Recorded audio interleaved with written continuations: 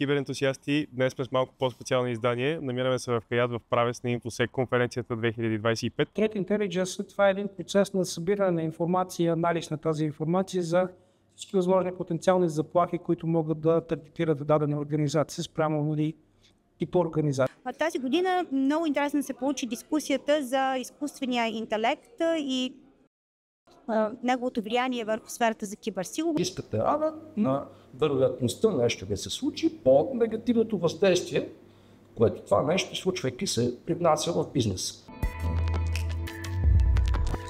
Здравейте на нашата кибер аудитория. Намираме се, включваме се на живо всъщност от InfoSec 2025, организирана от Computer 2000 и благодарение на поканата на Анелия. Аз се казвам Красимир Коцев, експерт по киберсигурност с около 10-15 годишен опит, но до мен е Влади Венев, който цял един живот се занимава с киберсигурност. Влади има около 25 години опит. 25 станаха този април. Да, значително повече от моя опит, но аз тръпвам бавно и слабно. Всъщност, поканих Влади да си говорим днес за една много интересна тема, която е изключително нашумяла – Threat Intelligence.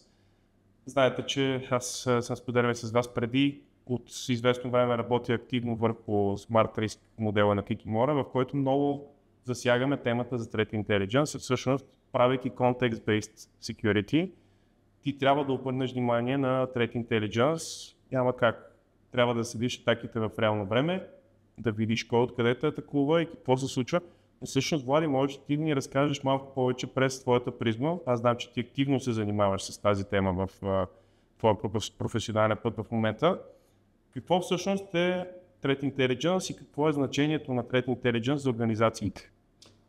Ти го загадна под някаква форма. Threat Intelligence това е един процес на събиране на информация и анализ на тази информация за всички възможни потенциални заплахи, които могат да таргетират дадена организация спрямо и по организация. Тоест това е един процес, в който всичко, което е актуално, ако мога да използвам думата, на пазара на киберзаплахи в момента, бива анализирано, синтезирано и свеждано под някаква форма смилаема за киберексперти, които могат да адресират това нещо и да вземат съответните мерки, за да си започнат рисковете в организацията. Добре, това, което аз се белязвам, масово организациите разчитат се още на традиционната CVSS scoring система, което по мои наблюдения не включва нищо Threat и нищо Intelligence, няма Intelligence в цялата работа, има доста статична информация. Тоест, все още модела на заплахите и оценката на риска за уязвимостите е доста статична, по мои наблюдения. Тепърва, може би, компаниите прохождат в тази посока да имат умен анализ на информацията. Според мен трябва да има такъв анализ и трябва да следим атаките в реално време, трябва да знаем кои от тях са Zero Days, кои от тях могат да деплойнат, да доставят определен зловреден софтуер, malware на нашите системи. И в тази връзка много често чуваме термина Advanced Persistent Threat. Какво е то и защо организациите трябва да включат това при оценката на риска на своите заплахи? Преди да ти отговоря на същинския въпрос, който се даде, да се върна малко за CVSS и за статичното нещо като човек с, както споменахме, 25 годишен опит. Наистина нещата са доста статични към момента и е работа на аналисти и на жив security персонал да преценя реалността спрямо организацията. В смисъл, дадена заплаха може да има тежест, която е дефинирана, но пък в нашата организация да не е толкова рисково и това се отсява на ръка. Тоест автоматизацията тук би била много полезна. Би ускорила процеса по оценка на риска, всяка една заплаха. Иначе в Advanced Persistent Threat две са възловите неща.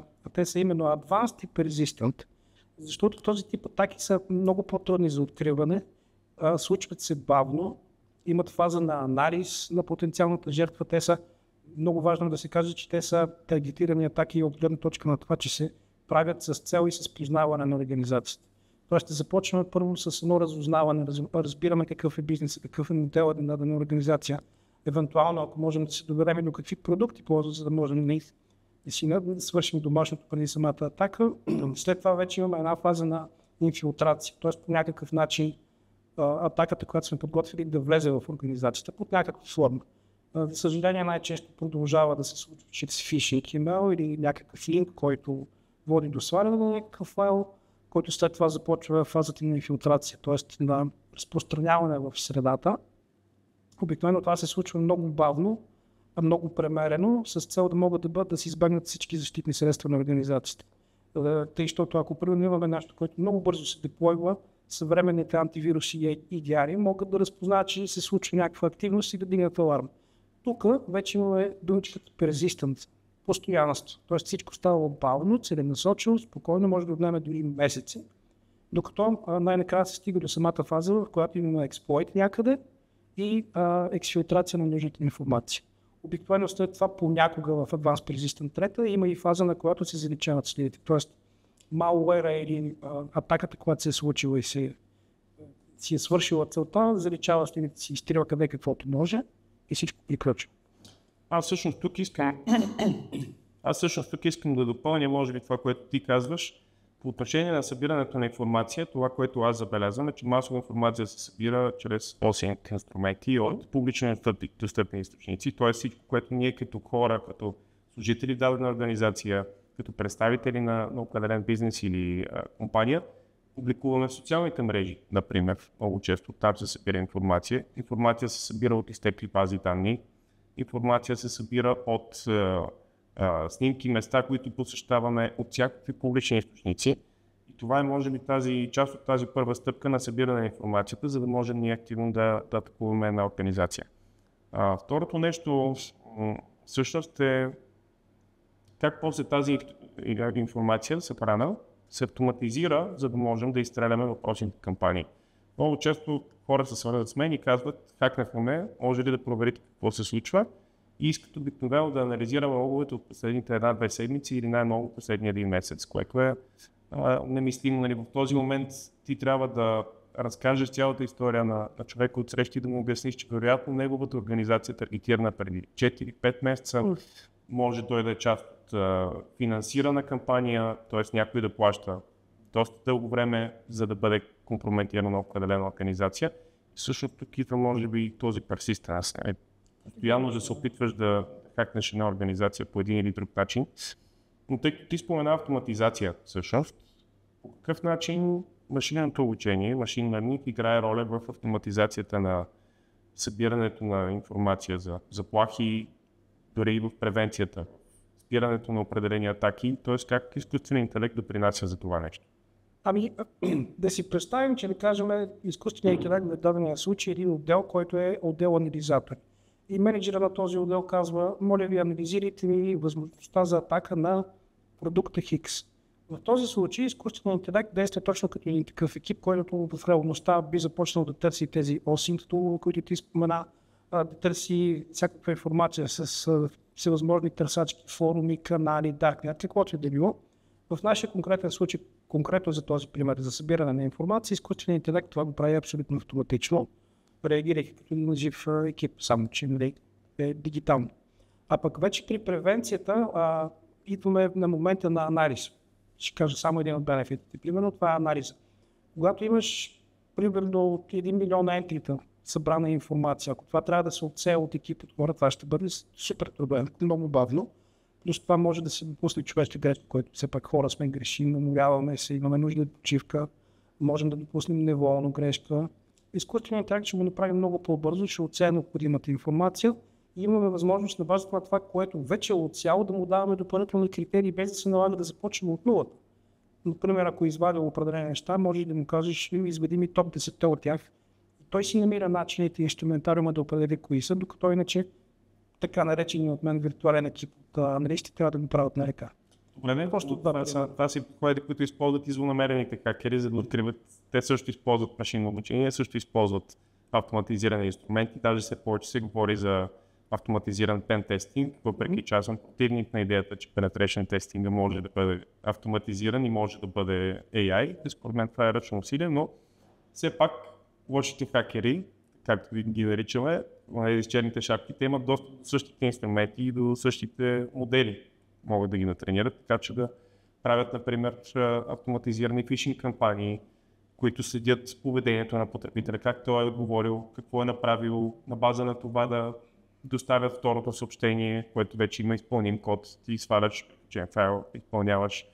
Това нещо дори по време на ransomware компании се прави и всъщност тук идва и ролята на войната, според мен, и на геополитическите събития. аз наблюдавам поне в моя опит изключително голяма промяна на заплахите в реално време на база на геополитически събития. Влияят ли тези събития, войната по някакъв начин влияе ли на атаките на експлоатираните уязвимости? Категорично да. Исторически погледнато, обикновено изобретенията и иновациите в човечеството идват от разработки от военните, от оръжие. След това минават в цивилния живот. Сега, не можем само да гадаем дали изкуственият интелект не е също разработен като оръжие, като изначално и след това вече е достигнал до потребата, т.е. до нас. Било то бели или черни, как и някой можем да го наречем така, но категорично влияе и тъй като дигитализацията е сред нас. Всеки един човек, ако дигне глава от собствения си телефон и се огледа, ще забележи, че всички покрай него гледат в телефони. Тоест, ние сме дигитални. Съответно, както оръжието убива, по същия начин дигиталният асет може да бъде убит или да служи като оръжие, ако мога да използвам този термин. И в този ред на мисли дигиталната война е абсолютен факт. След като има дигитализация, тя трябва да бъде бутната. Виждаме страхотни примери. Даже, може би, един от първите по-колосални примери, които се спомням, мисля, че беше преди 15 години иранска електроцентрала беше капната и спря тока на половината държава. Ето това е водене на война, защото ако няма ток, населението е паникьосано, инфраструктурата е нарушена, съответно ти воюваш по този начин. Не хвърляш бомби, не убиваш хора, но инфраструктурата няма. И накратко отговорът е да, геополитическата ситуация категорично влияе на кибервойните. Този ред на мисли ние сме засягали и в други епизоди темата за ransomware атаките, които според мен са в голяма степен инструмент за финансиране на геополитически кампании. Всъщност те осигуряват свежия капитал на cyber criminals, на лошите хакери, за да извършат тези кампании. По този начин самите правителства според мен се облагодетелстват и събират средства за компрометиране на системите на някоя друга държава. Или най-малко се облегчават от финансирането на такива дейности. Абсолютно. Добре, какъв е твоя съвет за всяка една организация, която първа иска да изгради процеси, свързани с Threat Intelligence, първа навлиза в тази тема? Как трябва да започне да наблюдава заплахите, как трябва да започне да наблюдава публично използваните ресурси, дали имат Zero Days, къде трябва да стартират? На първо място тази организация трябва да знае с какво разполага, какво е ценното, какво я държи жива, какво тя продава и какво предлага. Кое от тези неща е критично или пък ако всичките са критични, до каква степен са критични. След това тези са нещата, които на първо място трябва да се опазват. И ако организацията не може да си позволи вътрешно да направи такова нещо и да отдели необходимия човеков ресурс, съответно трябва да потърси експертно мнение отвън. Това е изначалният ми съвет, но най-важното нещо е организацията да знае своята стойност и какво пази, защото с известен факт е, че киберсигурността тя не носи приходи по никакъв начин в една организация. Тя е само разход, но този разход е жизнено необходим, за да може да се пази всичко това, което носи приход. Тоест не е достатъчно просто да купим едно Threat Intelligence решение и то да започне да върши цялата работа вместо нас. Трябва да имаме изградена процедура, хората трябва да са запознати и преди всичко трябва да познаваме активите, тяхната стойност и каква информация пазим. Точно така. Нещата горе-долу са като с технология на автомобил. Ако ти купиш автомобил, той няма да те вози сам. Все още няма да те вози сам. Знаем, че има такива разработки. Но купувайки даден продукт, ти трябва да имаш познание как да го ползваш, за да може той да ти бъде ефективен. Не, че просто ще бъде поредният продукт, който дадена организация. Да, съм съгласен с теб. Влади, много ти благодаря за този разговор. Беше удоволствие за мен. А вие останете с нас и в следващия епизод на нови срещи. И сега, драги киберзрители, сме с Анелия, която организира това прекрасно InfoSexy 2025 издание. Знаете, че двама интересни гост-лектори присъстваха в нашия канал, но сега сме тук с самата организаторка на събитието, за да я разпитаме малко повече информации как всъщност се е решила да организира това събитие. Анелия, колко представители има в момента на киберинформационната индустрия, от кои държави са хората присъстващи тук? Здравейте на всички! С всяка изминала година конференцията се разраства и като програма, и като присъствие, и като териториално присъствие. Тази година всички отбелязаха, че има много повече участници. Над 300 човека са дошли на място и над 200 имаме онлайн зрители, които наистина са активни, тъй като участват активно, задавайки въпроси по време на всички сесии. По принцип на нашата конференция присъстват хора от целия регион. Това са България, Румъния, Албания, Косово. Имаме много голяма група партньори от Косово, които не само идват като партньори, но водят и техни клиенти. Ние сме безкрайно щастливи, че всъщност свързваш всички тези професионалисти в една така по-неформална среда, където мислим, че се създават най-ценните контакти, най-смислените взаимоотношения. Виждаме, че има страшно много представители на сервис компании, но също така и доста продуктови вендори. Какво очакваме до година? Какво предстои? Ние се стремим всяка година програмата да бъде по-разнообразна като теми и независимо, че стандартно имаме основни вендори, които винаги присъстват като наши основни спонсори от нашото портфолио, като Trellix, като Fortra, Netrix. Тази година за първи път участват Checkpoint, защото те са нов вендор в нашото портфолио. Kikimora също е нов вендор в нашото портфолио. Искам да кажа, че освен вендори, винаги имаме много партньори. Една от специфичните особености на нашата конференция е, че ние даваме възможност на партньорите да разкажат за техните услуги, за техния опит. Тази година за първи път имахме на мейн стейдж да разказват за успешни практики, като те бяха поканили съответно техните клиенти и разказваха какви предизвикателства са имали, как са ги решили с помощта на тези решения. Това беше много успешно и така едно от най-харесваните събития всъщност по време на конференцията. Много се харесва също така наречения Hot Cyber Security Chair, където вендора застава на главната сцена и водещия му задава въпроси, но това не са въпроси, които водещия е измислил или ние сме измислили. Това са въпроси, които идват от аудиторията в залата и онлайн. И обикновено хората задават наистина много интересни въпроси. Тази година много интересно се получи дискусията за изкуствения интелект и неговото влияние върху сферата за киберсигурност. Знаете, че има война на AI срещу AI от страна на хакерите и от страна на тези, които развиват решенията. И бих казала, че всяка година нивото се качва все повече и повече, което е много интересно, защото ние имаме едни същи вендори, но все пак ние се учим от опита от миналите години. Ние не наблягаме на това да разказваме за продуктите, за решенията, да презентираме и хората просто да стоят и да слушат. Гледаме нещата да са по-интерактивни и така да има една връзка между аудиторията и съответните представляващи на сцената. Също така има предвидена много голяма част за нетворкинг. Вчера имахме една игра, която е много интересна. Тя е симулативна, където хората са разделени на отбори. Те абсолютно доброволно се включват в тези отбори и те разполагат с едни бюджети и трябва да вземат решение какви технологични решения да използват в рамките на бюджета, който имат и да се защитят, състезават се, бюджетите се качват, намалят, след това ги класират първи, втори, трети отбор. Те така много се вълнуват от това и наистина това е едно от най-харесваните неща. Тоест ние не просто сме тук като една комерциална конференция, която да разкаже какво има в портфолиото на дистрибутора, а се опитваме цялата общност да несем някаква допълнителна стойност и затова хората идват и очакват с нетърпение всяка година тая конференция да се случи. Няма да крия, че аз като етичен хакер, за мен това нещо с играта беше най-интересното за цялото събитие, изключително интересно. В реална среда да можеш да купуваш всякакви cyber security инструменти, да имплементираш решения, процеси. Докато някой те атакува, да се опитваш да защитаваш, като етичен хакер, за мен това беше изключително интересно упражнение. Благодарим ти за всичко, което организира и благодаря за прекрасната дискусия. И сега, драги киберентусиасти, хакери, бели и черни, сме с втория ни гост, а именно Иван Соколов, който има безкрайен опит в киберинформационната сигурност. Около 20 години, Иванка, поправиме, ако не греша. Къде?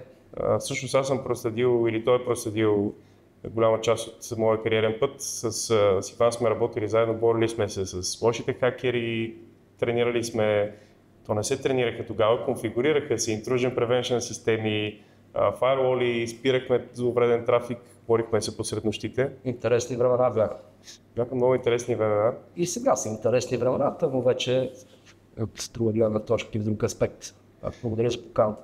Банко, благодаря ти, че се присъедини към нас. Ти, доколкото знам, в момента основната ти тема е риск и информационна сигурност. Също така знам, че поназнайваш разни стандарти за съответствие, така че това също е нещо, което ще покрием. Но, говорейки за риск, предлагам да започнем оттам, осъзнават ли компаниите какво е риск и всъщност под компаниите аз слагам една огромна скоба, защото компаниите се съставляват от хора на ръководни позиции, хора на технически позиции, юристи, системи, на които се съхраняваме информацията. Знаят ли компаниите и кои хора всъщност знаят какъв е риска и как се спояват нещата? Така е, прав си, Краси. Какво ти кажа? Моя опит показва, че в днешно време компаниите, в които имам поглед пряко и косвено по един или друг начин, все повече задълбават и се образуват по отношение на темите, свързани с риска, темите, свързани с информационната сигурност, темите, свързани с това да се управлява този риск, идващ от различни фактори. Така че да, смело мога да заявя, че в днешно време бизнеса наистина разбира какви са рисковете, които го заплашват и какви са израженията на тези рискове. Говорейки за рисковете, разбира се, хубаво е да споменем все пак какво означава риск, как той се изчислява, какви са методологиите, при които това се случва, какви са видовете риск и изобщо нещата, които всъщност ни водят към това как този риск се управлява или менажирането на риска. Как изчисляваме, откъде трябва да започнем, ако аз правя една оценка на риска? Кои са първите стъпки? Трябва ли да монетизирам активите или информацията, която се намира на тях? Въпросът ти е много на място.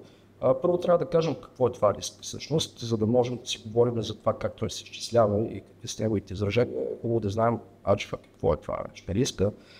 Най-общо казано, че се стремят да не използват купешки групички, така да се каже, за да ги направи по-достъпни и по-интересно за хората, които ни гледат, които не винаги са специалисти в нашата област. Риска, най-общо казано, е възможността нещо лошо да не се случи. Всъщност, рисковете, знаем всички, са тази негативно усещане, тази лоша вероятност, която може да ни споходи, ако не внимават. Ще казвам.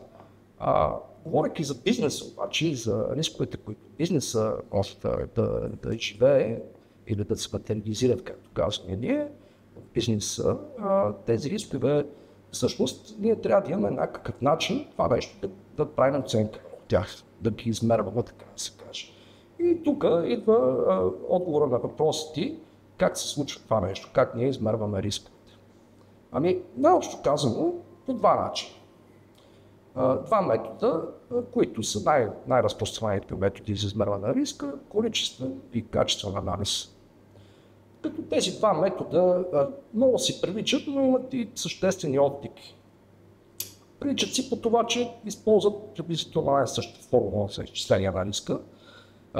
Именно формулата, която ползват за изчисляване на риска, е това, че рискът е равен на вероятността нещо да се случи по негативното въздействие, което това нещо, случвайки се, привнася в бизнес. Говоря за негативно въздействие, това е съответно измеримо по няколко начина.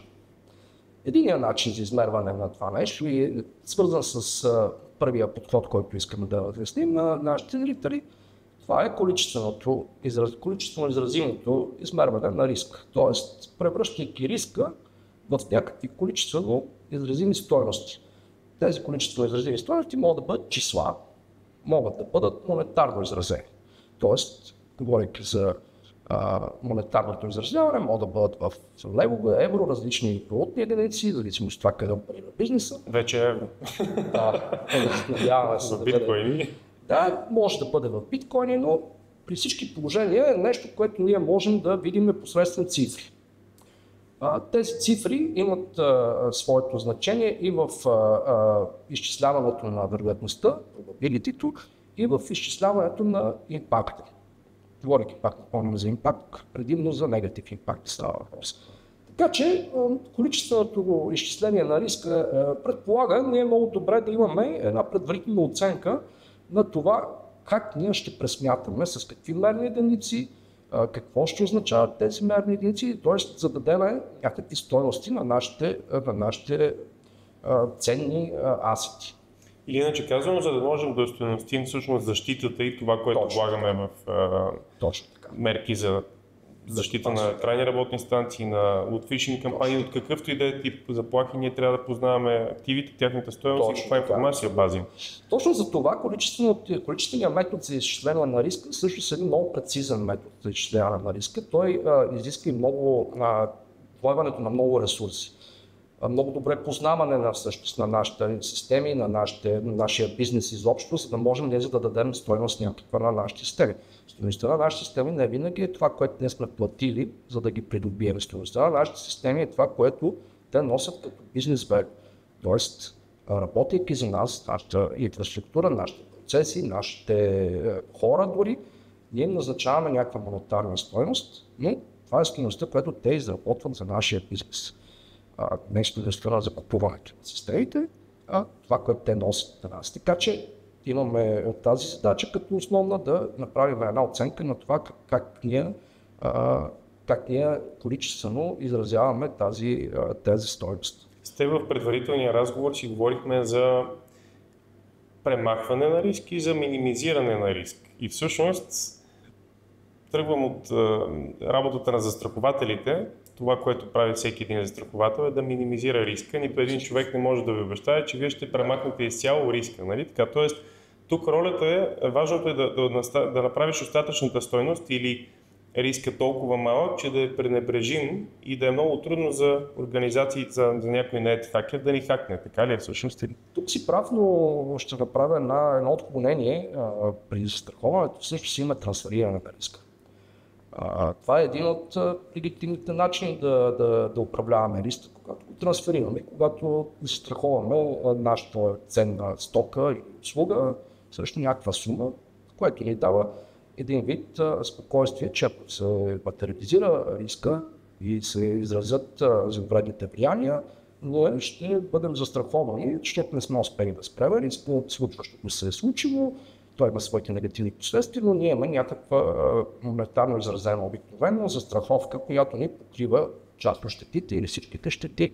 Така че ние по някакъв начин, добър пример е това, което се случва с автомобилните застраховки КАСКО, където застраховането на самия автомобил не предотвратява само по себе си риска, но ти дава една увереност, че ако се случи нещо лошо с колата, откраднат или я повреди гредушка, ще получиш някаква стойност, някаква цена за това нещо от застрахователната компания. Това е легитимен подход за управление на риска и той се изразява в това да трансферираш риска или част от риска някъде другаде. Но възможно ли е една организация да премахне всички заплахи, да изгради крепост и риска да изчезне напълно? Категорично не е възможно. Но преди да ти отговоря и на този въпрос е редно да споменем все пак и другия метод за анализ на риска, именно качественото и за качествения подход на анализ на риска.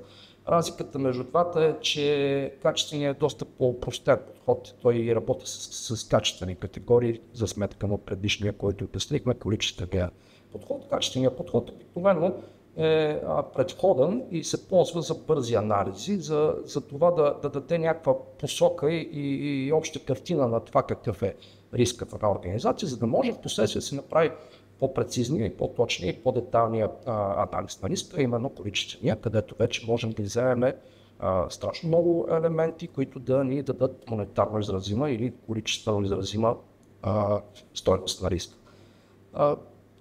Говорейки за това, че няма нула риск, или така, както ти попита, можем ли да го минимизираме, може ли да изчезне един риск? Не, категорично един риск не може да изчезне. Всъщност би могъл да изчезне, ако се откажем от това, което искаме да пазим или това, което искаме да постигнем като бизнес, тогава трябва да носим и риска съответно. Пак, каква е ролята на всички тези регулации, стандарти, директиви, наредби по отношение на риска? Те дефинират контроли, които ние трябва да изпълним и това гарантира, че ние сме в съответствие с нещо. Това съответствие от една страна гарантира ли ни сигурност и от друга страна под въпрос, знаеш, че тези правни рамки много често са доста общи, те дават насоки, не конкретизират какво ти трябва да направиш като мерки. Има и други, като PCI DSS, например, които конкретизират специфични security контроли, които ти трябва да приложиш на системите. Какво е твоето мнение за тези неща? Моето мнение е изцяло положително. Стремежа към това да стандартизираш своя бизнес, да го вкараш в някакви рамки на някакви стандарти, независимо от това в коя област развиваш своята бизнес идея, като цяло има положително отражение върху него и дава едни такива предимства при съответните бизнес отношения с твоите партньори, с твоите конкуренти дори. Защото, бидейки в съответствие с даден стандарт, ти вече имаш едно предимство пред твоя конкурент, който, да речем, все още не се е стандартизирал и все още не може да покаже пред потенциалните клиенти, че той спазва някакво ниво на сигурност, говорейки за стандартите в информационната сигурност и в стандартите, които са свързани с управлението на риска. И така добре признатите ISO 27000 семейството на ISO 27000 стандарти, които се занимават с тази работа, управление на IT услуги, управление на риск, управление на всичко, което е свързано с това да поддържаш бизнеса си в добро здраве, най-общо казано. Така че български не звучи много добре, но така че стандартите са нещо хубаво и аз ги намирам за полезни. Трябва да отбележим и да вметнем тук, че стандартите не са задължителни за изпълнение. Те са пожелателни. Те са начинът, чрез който твоя бизнес да се отличи от другите, конкурентите ти. Постигайки съответствие с даден стандарт, както казах преди малко, ти вече имаш една стъпка си преди твоите конкуренти, защото можеш да гарантираш на потенциалните клиенти, че ще спазваш определени правила и ти си изградил твоята структура по определен начин, така че той да съответства на минимални нива на риск, и да можеш да гарантираш добри отношения, при бизнес отношения. Абсолютно съм съгласен с теб и може би те стават задължителни в момента, в който се превърнат в наредба, в закон и вече засягат определен тип организации, като компании в сферата на критична инфраструктура, финансови организации, здравеопазване, нали, там тези мерки се превръщат малко по малко в задължителни. Забелязваме какво се случва в момента в света и по-специално в Европа. Европа е един от лидерите всъщност по издаване на директиви, по въвеждане на такъв тип фреймворкс, които да вкарват бизнеса в определение, да дават насока на бизнеса. И казвайки дават насока, имам предвид положителното отражение на тези неща върху бизнеса, защото идеята на стандартите и на регулациите не е просто да ти правят живота труден. И както сме чували, може би ти си забелязвал, че има една така резистентност, една съпротива срещу това да се случват нещата по определен начин, защото бизнесът обича свободата си, сега каквото да си говорим, бизнес хората обичат да се свободни, не обичат много да им се налагат правила, да има определени рамки, в които трябва те да се вместят. Сложно е, но когато хората като мен и теб намерят правилните думи, за да обяснят на бизнес хората защо всъщност трябва да се движиме в определен стандарт и защо трябва да изпълняваме някаква регулация. Тук разликата между стандарт и регулация е хубаво да поясним, едното, както казахме, не е задължително и там ти доброволно се включваш и да демонстрираш ниво на матуритет или ниво на контроли, което да ти даде някакви предимства, докато регулациите ти налагат това нещо. Ти трябва да го правиш, когато управляваш определен тип бизнес, било то в финансовия сектор или в някой друг сектор, който е силно регулиран. Там действат много повече регулации, отколкото стандарти. Стандартите също, разбира се, са валидни, но те са, пак казвам, желателни и те са доброволни да ги постигнеш, докато регулациите налагат ти да го спазваш, защото има контролни органи, които идват и те проверяват. Ти спазваш ли тази регулация? Добри примери са европейските регулации, свързани с GDPR. Идват сега и нови директиви, идват и нови неща, които се транспонират в местното законодателство. Тук си говорим в момента от едно много интересно събитие, където чуваме, че много голяма част от темите всъщност говорят точно за това, за европейското законодателство, за директивите.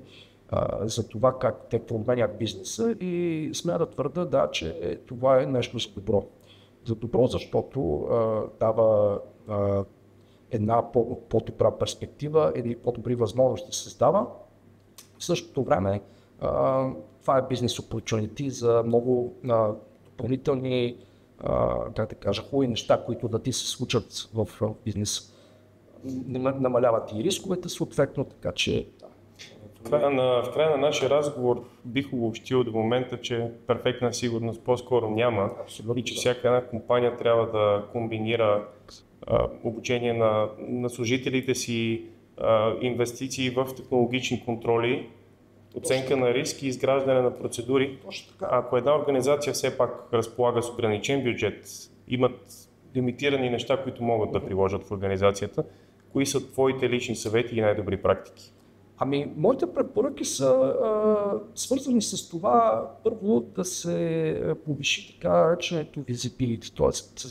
за да си наясно ти какви контроли можеш да приложиш спрямо своя собствен бизнес, ти трябва много добре да знаеш какви са твоите ценни неща, които трябва да пазиш. Било то клиентските ти бази, било то някаква друга информация, било то някакво физическо изразимо вещи или някакви асети, така да се каже. Така че, започвайки да се мисли в насока това как да подобриш, как да намалиш рисковете, как да подобриш твоето позициониране спрямо тази тема, е хубаво ти наистина да започнеш с това, да направиш оценка на своите асети, да знаеш кое е важно за теб, кои са ти критичните асети, кои са ти критичните процеси, кои са ти ключовите хора. Също, защото управлението на рискове включва и това ти да имаш човешкия фактор и човешкия ресурс, с който да може бизнесът ти да продължи да работи. Представи си, примерно, че имаш един единствен човек на една позиция, която е ключова за твоя бизнес и този човек е дълготраен болничен. Ти по този начин имаш страхотен риск, който е някакво негативно събитие и невъзможност този човек да променя своите задължения работни и изпадаш в ситуация, в която някой да върши някаквата работа. Така че управлението на риска има много свои девиации, има много направления и управлението на хората е само една от тях. Съответно, да, много пъти сме си говорили с теб и сме работили по направления, свързани с инфраструктурата, където са друг вид рискове, но принципът е същия. Критичната инфраструктура трябва да бъде подсигурена, така че ти трябва да знаеш много добре кои са важните инфраструктурни темпоралите, системи, които трябва да пазиш. Било то да ги дублираш, било то да ги бекъпваш, било то да ги архивираш, било то да ги подсигуряваш по всеки възможни начин, така че да гарантираш тяхната цялостност, тяхната конфиденциалност и възможността те да продължават да оперират, т.е. техните operational capabilities. Много ти благодаря за прекрасния разговор. Благодаря също. Благодарение на Компютър 2000 в момента се намираме в Хаят в Правец, където освен вероятно стотици експерти по киберинформационна сигурност, също така има и прекрасна спа зона и лоби бар, в който смятаме да продължим разговора на попитие. Благодарим на нашите домакини също така. Така правят IT-тата в крайна сметка, така че знаете къде да ни намерите. Благодаря ти още веднъж, че ни гостува. До нови срещи. До нови срещи. Аз като кибер ентусиаст съм доста впечатлен от това, което видях до момента. Участвах в една игра, в която трябва да защитаваме организация в реално време. Имаме набор от security контроли, които трябва да приложим. През това време те атакуват с Advanced Persistent Threat, с различни Zero Days. Ти трябва да защитаваш организацията в реално време. За мен беше доста интересно да видя всичко, да се запозная и срещна с киберентусиасти от региона. Румба, ти какво мислиш? Румен е човека, който отговаря изцяло за бизнес развитието на SoulCyber и Kikimora и той е експерт в бранша. Какво мислиш за събитието? Да, здравейте и от мен. Събитието смятам, че е страхотно. Всяка година сме тук, така или иначе. Разговаряме непрекъснато с нашите партньори. Напоследък все повече AI е тема номер 1, след това е NIS, след това е DORA, така че бизнесът е готов и напълно в съвременните дни той е на разположение да работи с нас. Ти много интересно спомена AI. Всъщност тук ще направим и демонстрация на нашата Agentic Kikimora или на нещо, върху което сме работили месеци наред. Успяхме да извадим алгоритъм с машинно обучение, който предсказва риска, анализира в реално време и можем да си говорим с него и той да ни даде цялата важна и полезна информация за киберсигурността на нашата организация. Точно така и ми направи впечатление, че 17 души вече се регистрираха, взеха нашия QR код и тепърва ще очаквам обратна връзка от тях. Така че продуктът все повече се развива и ние сме на разположение да отговорим на очакванията на нашите партньори и клиенти. А след малко отиваме да си говорим с двама наши гости на подкаста и се надявам